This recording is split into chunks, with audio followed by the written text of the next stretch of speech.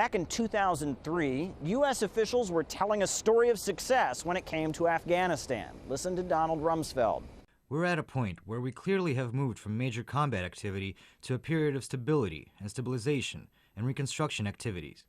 The bulk of this country today is permissive, it's secure. It is clear that that is the case by virtue of the fact that we see people returning to their country from all across the globe in large numbers. But 17 years and 4 presidential terms later, one of the great powers of military history is about to sign a peace deal with the Taliban warlords they've been fighting all this time. And the peace treaty looks an awful lot like outright surrender. So first we have to be realistic. We're proud of our gains, but our generals have determined that this war is unlikely to be won militarily without tremendous additional resources. All sides are tired of fighting. For the past years, you've heard nothing but reports of progress. U.S. officials were singing a happy song and also replacing one another. We're making progress right now in an array of areas that are critical to our combined success with Afghanistan. The progress is real, and importantly, that progress is sustainable. Make no mistake, the progress there, I think, is very real. It's my assessment that it is. It's unmistakable, and it's very substantial. 2016 has been a significant year for Afghanistan, and progress has been made. But this was all just hype. Documents reveal interviews with people that were actually on the ground. And the material, ironically labeled Lesson Learned, seems to present a narrative of U.S. defeat in Afghanistan.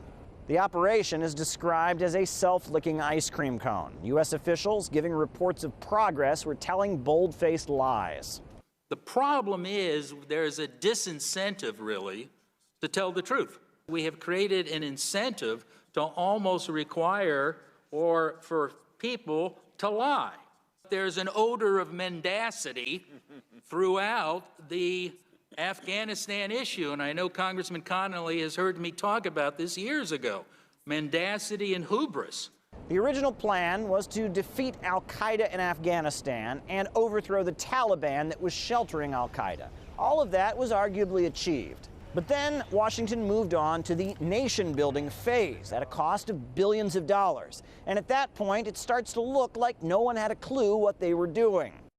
What are we trying to do here? We didn't have the foggiest notion of what we were undertaking. There is a fundamental gap of understanding of the front end, overstated objectives, and over-reliance on the military, and the lack of understanding of the resources necessary.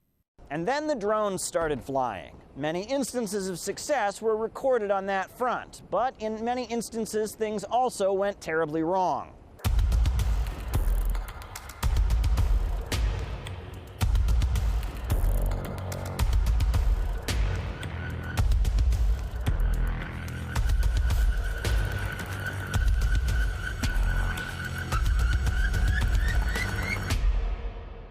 Somewhere along the way, it seems like some folks have just had enough. In the coming months, I'll announce the next phase of our drawdown.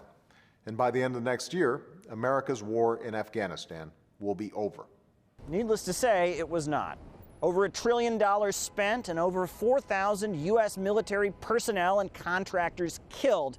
And at this point, the Taliban still controls a little less than half of the country. And under the new peace deal, the Taliban will be part of the new government. They'll be in the government just like they were, before the U.S. invasion.